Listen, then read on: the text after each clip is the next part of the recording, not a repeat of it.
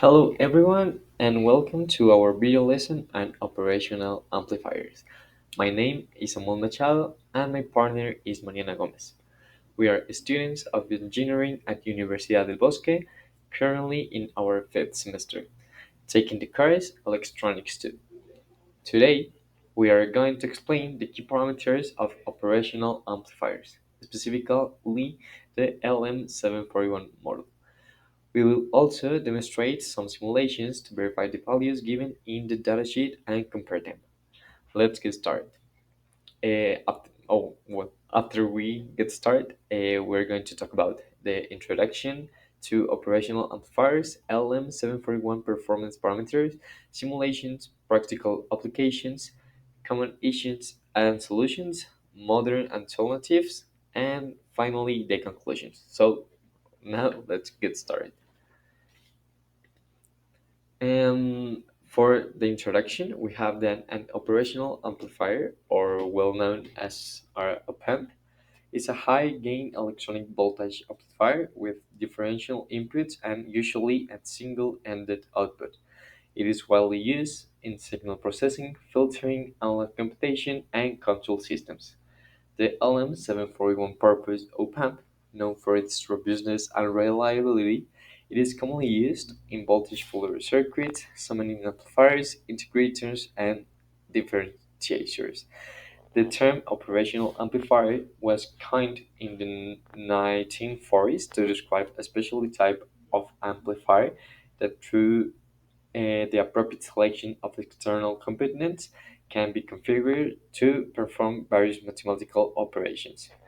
Initially, op-amps were based on vacuum tubes, but over the time they were miniaturized using discrete transistors, and today they exist as highly efficient, low-cost, monolithic integrated circuits. Also, and they're so small as before.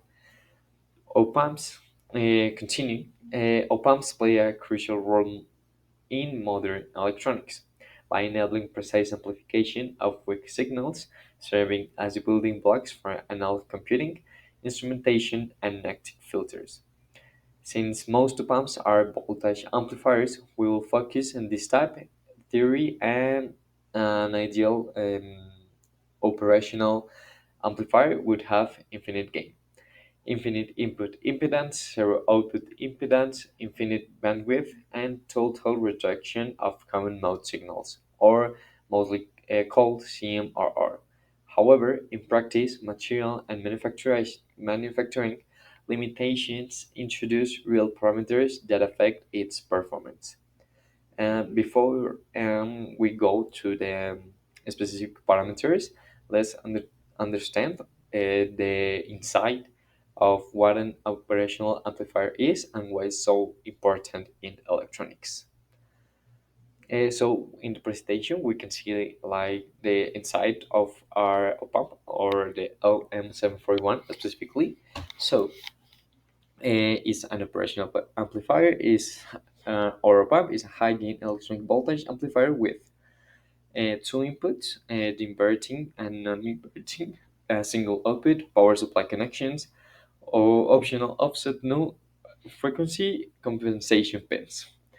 And the LM741 has become an industry standard because of its reliability, ease of use, wide operating voltage range, internal frequency compensation, short circuit protection, and the offset voltage nulling capability. An amplifier has an input port and an output port. In a linear amplifier, the output signal is the product of an amplification factor or gain with the input signal, depending on the nature of the input and output signals.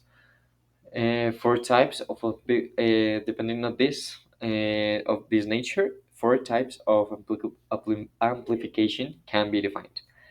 We have voltage gain, current gain, transresistance, and transconductance.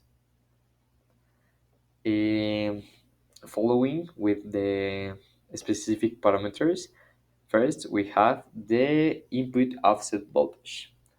The input offset voltage is the small voltage that must be applied between inputs to obtain zero output voltage. This is due to slight mismatches in the internal transistors. The typical value is around 1 millivolt with a maximum value of 5 millivolts for the LM741 and 3 millivolts for the LM741A.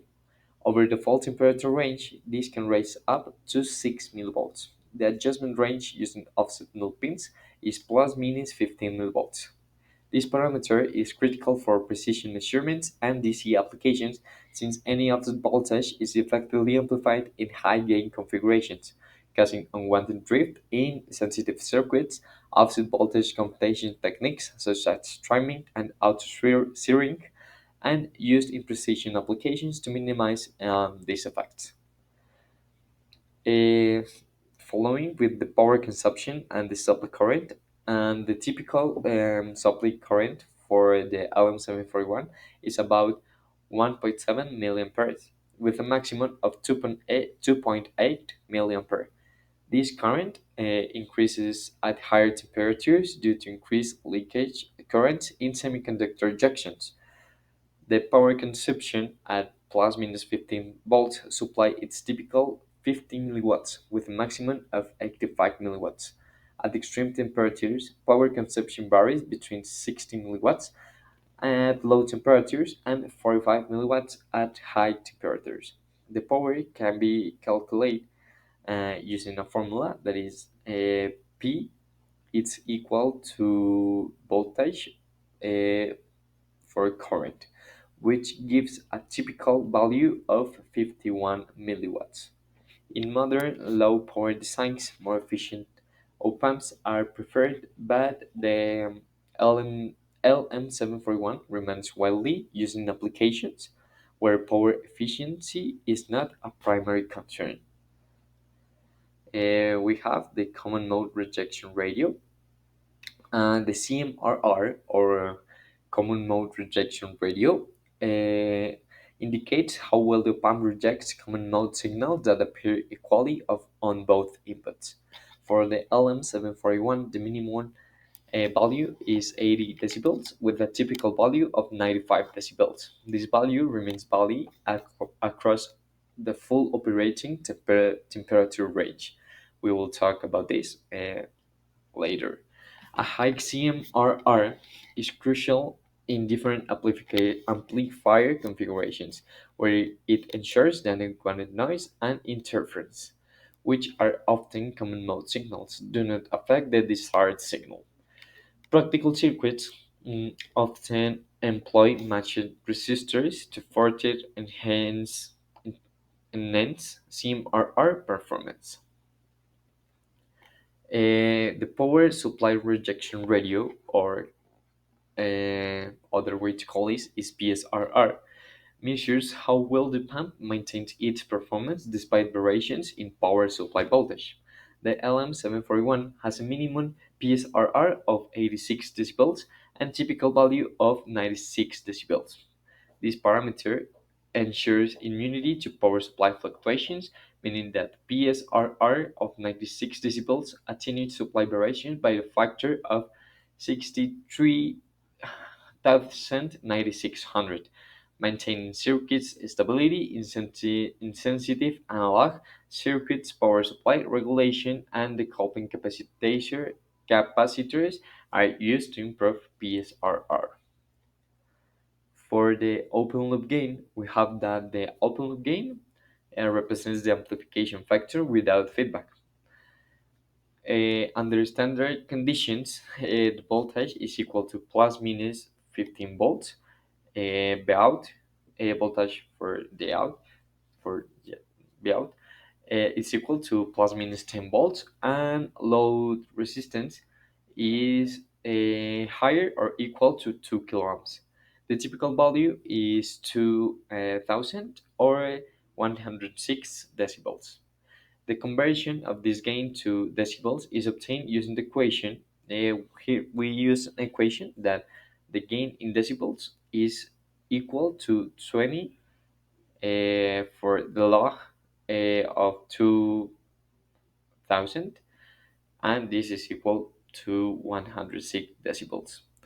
The minimum gain specified in the datasheet is 94 decibels, and under extreme temperatures conditions, it can drop to 25,000.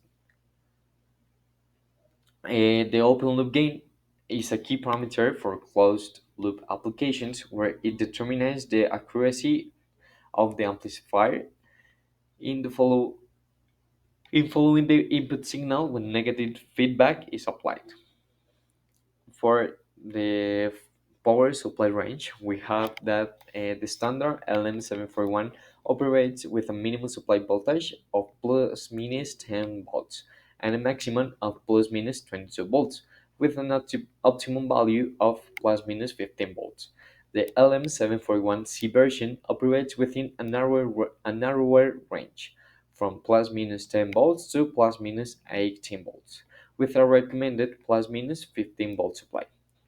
The proper power supply selection ensures optimal linear operation and prevents clipping of the output signal of the LM741. For the output voltage swing, we have that the output voltage swing defines the maximum voltage range the output can achieve for a plus minus 15 volt supply. The output range depends on the load, with the load resistance higher or equal to 10 kilo ohms. The output varies between plus minus 12 volts and plus minus 14 volts, whereas with load resistance plus minus 2 kilo ohms, this range change to plus minus 10 volts to plus minus 13 volts. This limitation is due to internal transistor saturation, which prevents the output from reaching the full supply voltage. For the maximum output current, we have that the LM741 has a typical short circuit output current of 25 mA, which may vary with temperature at 25 degrees Celsius. This value remains stable, but it can fluctuate across the full operation range. The op-amp has built-in current limiting to prevent excessive power dissipation and potential damage. The output current is influenced by the load resistance and supply voltage. If the load impedance is too low, the op-amp may not be able to drive the desired current efficiently, leading to voltage clipping or thermal shutdown in extreme cases. To ensure proper operation in high current applications, external current buffers or transistor amplifiers can be used to extend the drive capability of the LM741. For the input voltage range, we have that the LM741 has a common mode input voltage range approximately to plus minus 10 volts to 13 plus minus 13 volts when powered with a plus minus 15 volt supply. The differential input voltage, which refers to the voltage difference between the inverting and non-inverting terminals, has a maximum allowable value of plus minus 13 volts. However, the absolute maximum input voltage should not exceed plus minus 15 volts to prevent damage to the input stage. When operating at lower supply voltage, the maximum input range is limited by the power rails.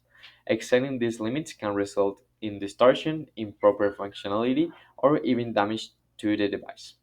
To ensure stable operation, designer should consider input voltage headroom and avoid signal levels that approach the supply limits. Clamping diodes or input protection circuits are commonly used to prevent accidentally over voltage conditions. And for the last parameter, we have the operation temperature range. The LM741 and LM741A have a wide military grade operation temperature of minus 55 degrees Celsius to 125 degrees Celsius, with maximum injection temperature of 150 degrees Celsius. This allows the device to function in extreme environments such as aerospace and industrial applications. The LM741C, designed for commercial use, has a more limited temperature range from 0 degrees Celsius to 70 degrees Celsius, with a maximum injection temperature of 100 degrees Celsius. Temperature variations can affect various performance parameters, including offset voltage, gain, and frequency response. At high temperatures, leakage currents and thermal noise increase potentially, depleting performance. Proper thermal management, such as heat sinks or PCB design techniques that improve heat dissipation, can help and maintain a stable operation in demanding applications. Now we are going to perform the simulations, and I'm going to explain the simulation of the LM741 supply voltage in LT-SPICE and compare it with the datasheet values. First, let's look at the circuit. Here I have placed an LM741 operational amplifier with a basic configuration. To power it, I have used two voltage supplies. These here, which provide a plus 15 voltage and minus 15 voltage respectively. This establishes a symmetrical supply of plus minus 15 voltage, a common value in this type of circuits. If we review the LM741 datasheet, we find that its recommended supply voltage is in the range of plus minus 5 voltage to plus minus 22 voltage. This means that the plus minus 15 voltage used in the simulation is within the allowed range, ensuring a stable operation of the operational amplifier. Um, Now, let's look at the simulation. The graph shows that the VCC plus and VCC minus voltage remain constant, and plus 50 voltage and minus 15 voltage, confirming that the power supply has been applied correctly. If these values were outside the allowed range, we could have operating problems or even damaged the integrated circuit. In conclusion, the simulation in LTSpice helps us to verify that the LM741 is operating within its specifications and that the power supply is stable. This is essential to ensure proper performance in practical applications. Now I am going to explain how I simulate the output voltage swing in the LM741 in the LTSpice and compare it with the datasheet values. To begin with, at the bottom of the screen, I have the circuit simulated in LTSpice. Here I'm using an LM741 operational amplifier, which is powered with plus 15 voltage and minus 15 voltage. This is important because the supply voltage directly influences in the output limits. Eh, as input signal, I have used a sine wave with an amplitude of 10 voltage and an offset of 0 voltage. This allows me to analyze how the amplifier output responds over a wide range of voltages. At the output, I have a 10 kilo ohms load resistor, which is relevant because the output voltage range of the LM741 varies depending on the connected load. Now let's look at the simulation graph at the top. We can see that the output signal doesn't reach the 15 voltage supply, but stays at approximately 13.8 voltage. This happens because the LM741 isn't a rail-to-rail amplifier. Its output cannot reach exactly the supply values. If we compare these results with the datasheet, we see that for a 10 kilo ohms load, the typical output voltage swing is plus minus 12 voltage with a minimum of plus minus 10 voltage. In this case, the simulation shows a slightly higher value, reaching 13.8 voltage, indicating that in this scenario, the amplifier is operating with, within its specifications. In conclusion, the simulation confirms that the LM741 has a limitation in the output range, which must be taken into account in circuit design. If more output range is needed, it will be advisable to use a rail-to-rail amplifier. Now, we are going to analyze the power supply current of the LM741 operational amplifier and compare it with the datasheet values. For this, we have performed a simulation in LTSpice. First, we have configured the circuit by supplying the LM741 with plus minus 15 voltage, um, plus 50 voltage and minus 50 voltage as recommended in the datasheet. In the simulation, we haven't connected a load or input signals, which will allow us to measure the current consumption of the amplifier in idle state. To measure the supply current in LTSpice, we place the current probe on the VCC plus supply pin. To do this, we hold down the Alt key and click on the top power supply pin of the LM741. This allows us to visualize the current flowing from the power supply to the amplifier. As we can see from the simulation graph, the measured supply current is approximately 1.59 milliamperes. And now let's compare this value with the LM741 datasheet information. According to the manufacturer, the typical supply current consumption is 1.7 milliamperes with a maximum of 2.8 milliamperes. In our simulation, we obtain a value slightly lower than typical, which may be due to the specific conditions of the simulation and the model of the operational amplifier used. This measurement is useful to verify that the power consumption of the LM741 is within normal parameters. If the current were significantly higher, we might suspect that the circuit is in an anomalous operating condition or an insaturation.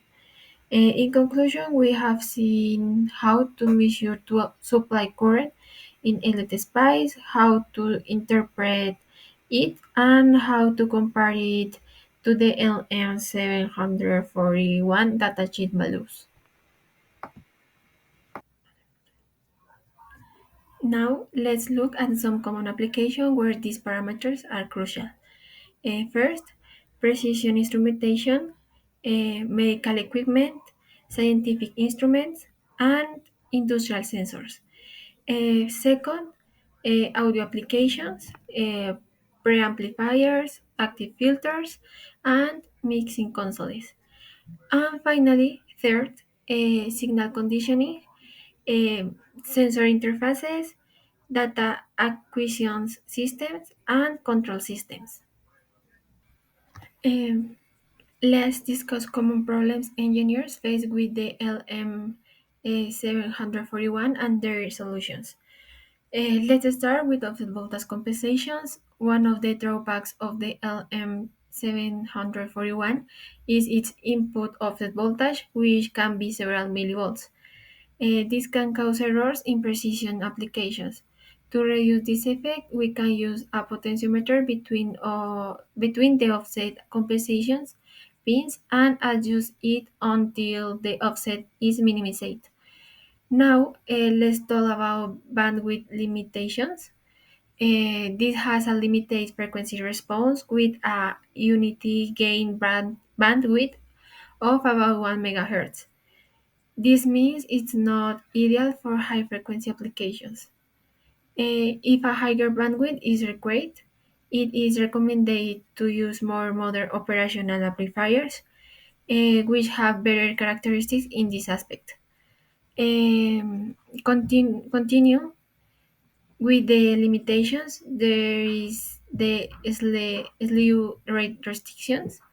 In the LM741, the slew rate is about zero point 0.5 voltage over microseconds, which can be problematic in fast signals.